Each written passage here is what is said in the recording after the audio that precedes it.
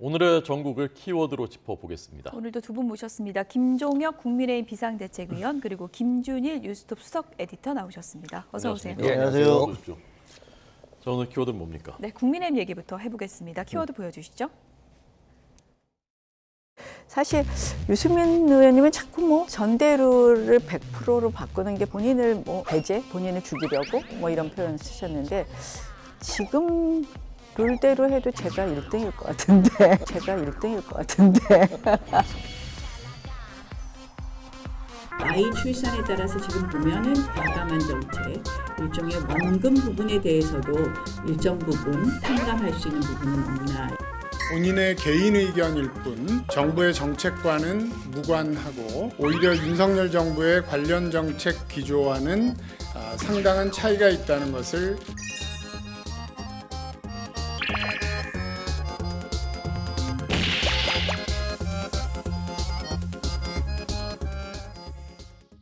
네, 홍준표 대구시장이 SNS에 그런 얘기를 올렸습니다. 이렇게 설치면 손절당한다. 지금 손절당할 수 있는 분위기인 건가요? 어떻게 보십니까?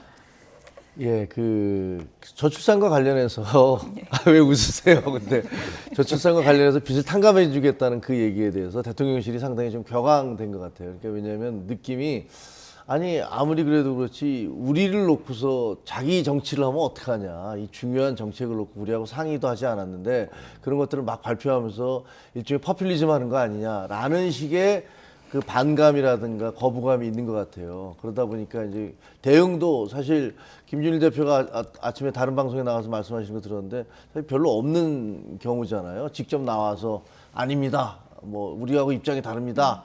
이렇게까지 얘기를 했으니까 상당히 강한 반응을 보인 거라고 볼 수 있고요. 네. 손절까지는 아니 뭐 다 우리 당의 사람들인데 어떻게 대통령과 손절을 그건 아닌 것 같고요. 그리고 또 개인적으로도 사실은 뭐 제가 알기에는 그 나경원 전 대표 그 부부가 모두 대통령 윤석열 대통령과 대학 같은 과 선후배시고 뭐 평소에도 잘 알고 지내는 분들이니까 예. 그게 무슨 손절이라고 하는 그런 감정적인 단어를 쓸 수는 없는 것 같고요. 단지 이 사안에 대해서 굉장히 기분 나쁘다. 그리고 왜 정치를 하려면 하는 거지, 당대표 나가면 나가는 거지, 왜 대통령실의 정책인 무슨 비탄감이라는 우리하고는 전혀 톤이 맞지 않는 이런 주장을 하고 있느냐라는 것들에 대해서 좀 화가 난 것 같아요. 네. 당대표 선거하고 어느 정도 관련이 있는 겁니까, 이게? 뭐 보시는 분들이 판단하실 것 같아요. 그러니까 이게 일단은 민심 1위 당대표 전당대회 룰 바꿔서 일단 제거. 그다음에 이제 당심 1위 제거. 그래서 이게 저는 이걸 보면서 그 에거서 크리스티의 소설이 있거든요.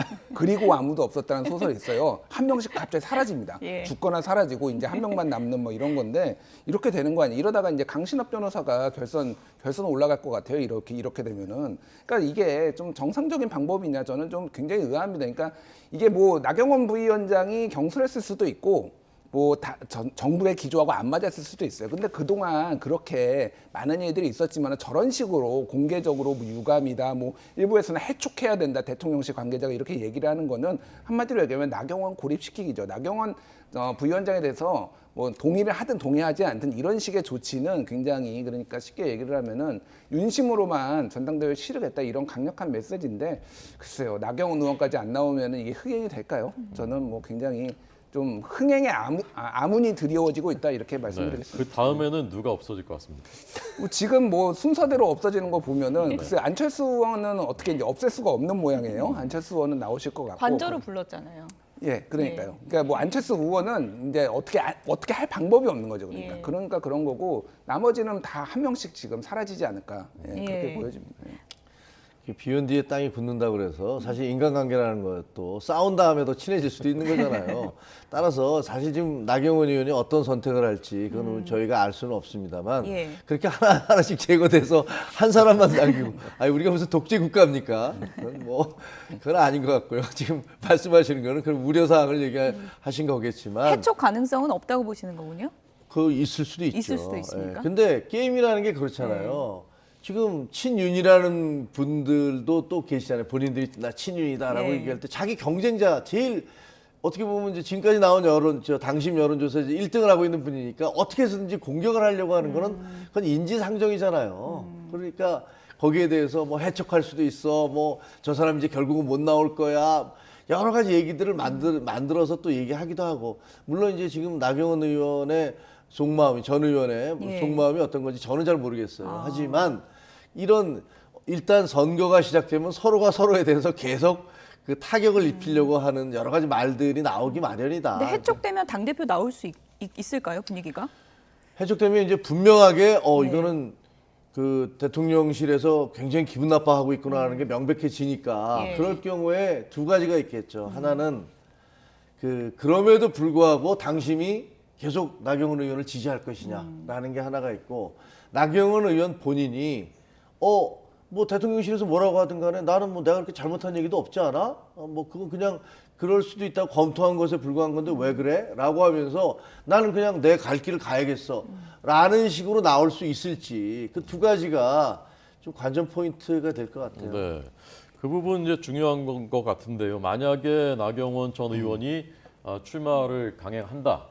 그래서 이제 사실상 이제 반윤 주자가 될 경우에 당심이 과연 어떻게 움직일 것인가, 계속 지지할 것인가, 어떻게 전망하십니까? 일단 나경원 의원, 그러니까 부위원장이 반윤의 주자로 되지는 않을 것 같아요. 그러니까 굉장히 나오더라도 이를테면은 뭐 해촉 메시지까지 나왔잖아요. 뭐 이런 부분에 있어서 굉장히 유감이고 아쉽다. 그러면 내가 더 잘할 수 있는 분야에 도전을 하겠다. 그래서 윤석열 대통령의 성공에 정부에 이바지하겠다. 이런 식으로 나오겠죠. 그러면 뭐 유승민 의원처럼 이렇게 저격을 하거나 그런 식으로 나오지는 않을 겁니다.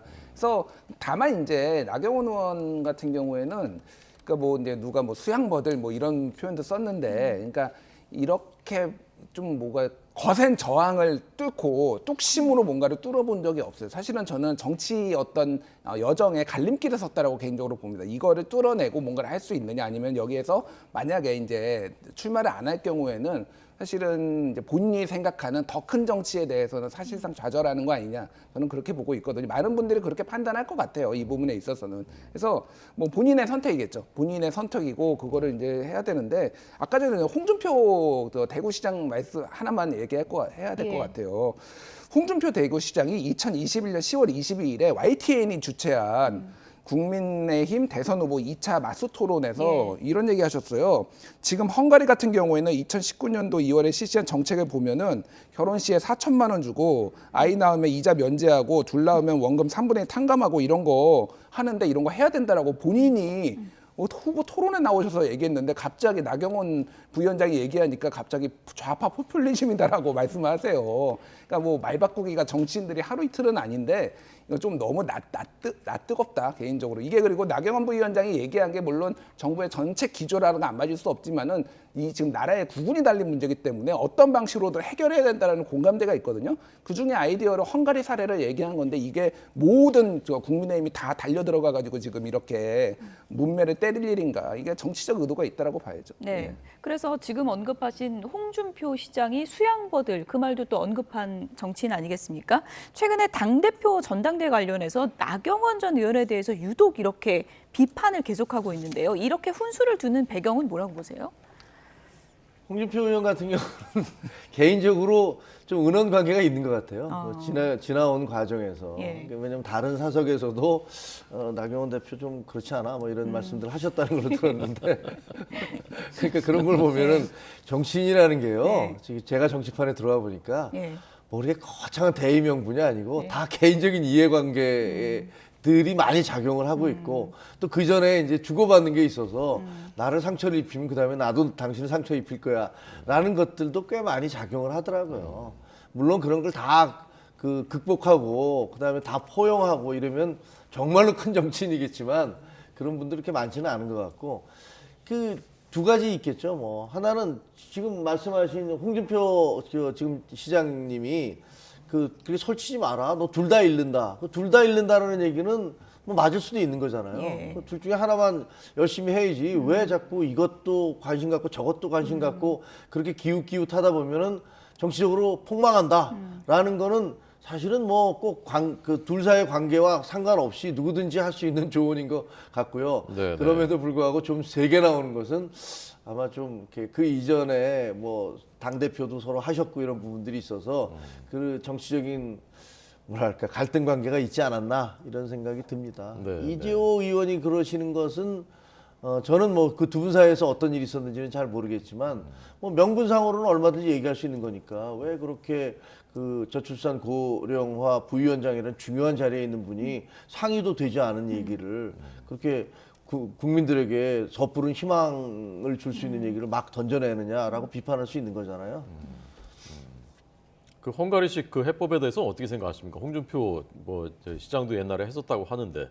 저는 뭐 저출산 고령화 부분에 대한 전문가가 아니기 때문에 네네. 제가 여기서 말씀드리는 건 섣부를 것 같아서 말씀드리고 싶지는 않지만 이게 굉장히 중요한 얘기잖아요. 굉장히 저희가 반드시 해결해야 될 문제이기 때문에 네네. 뭐 헝가리식이 됐든 폴란드식이 됐든 뭐 어느 나라식이 됐든 간에 그 각자 공부하고 연구해보고 이런 것들은 필요하다고 생각을 합니다. 근데 그 해법이 꼭 헝가리식으로 가야 되느냐? 그건 아니겠죠. 나라마다 특징이 있는 거잖아요. 과연 우리나라에서는 어떻게 해야 되냐. 뭐 들리는 얘기가 저출산 고령화에 그동안 100조 이상 썼다는 거 아닙니까? 네네. 차라리 그 1억 원씩 나눠주는 게 훨씬 낫겠다. 그동안 돈 쓰고 뭐 했냐 이런 얘기 나오잖아요. 그 사실이거든요. 무슨 위원회 만들고 뭐 만들고 했지만 제대로 된 게 없어요. 그 애 낳으면 1억씩 줄게 라고 얘기했으면 아마 더 나왔을지도 더 출산율이 올라갔을지도 모르죠. 그래서 뭐 어느 나라에 이런 저런 것들 따질 것 없이 근본적인 고민을 좀 해봐야 된다. 예. 그렇게 생각을 합니다. 나경원 전 의원 출마 여부가 최대 변수로 떠오른 상황에서 안철수 의원이 오늘 출마 선언을 공식적으로 합니다. 김기현 의원과 이른바 뭐 김장 공방이 뜨거웠다고 하던데요. 어떤 내용인지 얘기를 먼저 들어보도록 하겠습니다. 김장은 3월달 되면 김치 냉장고가 잘 관리하고 있기 때문에 아주 맛있게 김장이 들어있는데요. 김장연대라고 들어보셨죠?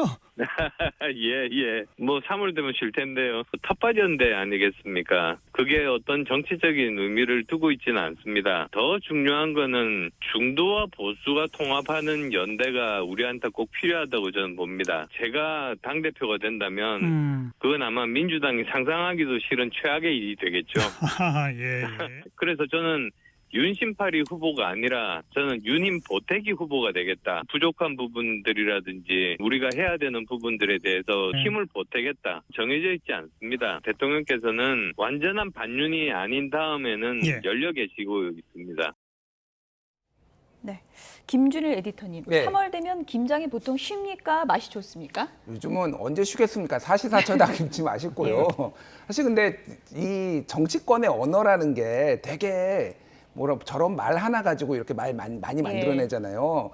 1년 전에 딱 기억하실지 모르겠는데 그때 주호영 후보랑 이준석 후보랑 그런 얘기했어요. 주호영 후보가 에베레스트 오르려면 동네 뒷산만 다니면 안 되고 설악산도 다녀야 된다라고 하니까 이준석 후보가 그때 당시에 아니 803만 5번 오르신 분이 그런 얘기한다라고 했는데 사실 조금 별 의미 없는 얘기들인데 이게 솔직히 말씀드리면 별로 의미 없는 얘기고 신경전이죠. 예, 김장연대도 뭐 이게 무슨 의미가 있겠습니까 사실은. 그러니까 저 말을 가지고 이제 뭐 김치 냉장고가 발전했니 안 했니 그런 거는 의미는 없는데 다만 이 정도로 이제 안철수 후보가 공개적으로 비판을 하고 견제를 하기 시작했다. 그럼 이제 마음을 단단히 먹었다. 이렇게 좀 봐야 될 것 같습니다. 그 부분에 있어서는 확실히 눈에 띄고 다른 사람은 다 주저앉혀도 안철수는 주저앉힐 수 없겠구나. 대통령실이. 이거는 좀 확인할 수 있는 것 같아요. 네. 김종혁 의원님은 당의 핵심 관계자이시니까 고위 관계자이시고 제가 솔직한 답변을 기대하면서 한 가지 질문을 드리겠습니다. 긴장하셨네요. 저는 이제 비대위원이니까 임시직입니다. 최고위 핵심 관계자이시죠. 당분간이죠.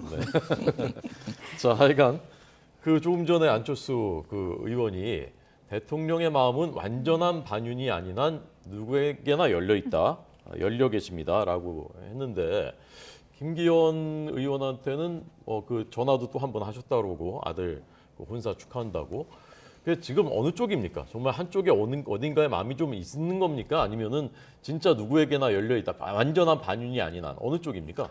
그 지금까지 그 진행 과정을 보면 대통령이 김기현 의원 쪽에 좀 마음이 더 가 있는 거 아닌가라는 생각이 들어요. 누가 봐도 그렇게 보이잖아요. 예. 만나서 뭐 만났고 부부회동도 했고 또 이제 아드님 결혼에 대해서 살갑게 전화도 주시고 이런 것들은 어느 정도 마음이 그쪽에 가 있다라는 느낌을 누구에게나 줄 것 같아요. 근데 그거를 아니 그게 아니야 사실이 아니야라고 얘기하면 그건 뭐 제가 보기에는 저로서는 그렇게 얘기할 수는 없는 것 같고요. 네, 네. 하지만 그렇다고 해서 안철수 의원이 한 얘기가 틀리냐 하면 그것도 아닐 것 같아요. 예. 아니 예를 들어서 네, 네. 안철수 의원이 계속 그 지지도가 올라가고 당심에서 지지를 받으면 대통령이 그럼에도 불구하고 나는 이 사람을 지지해라고 얘기하실 수 없거든요. 예.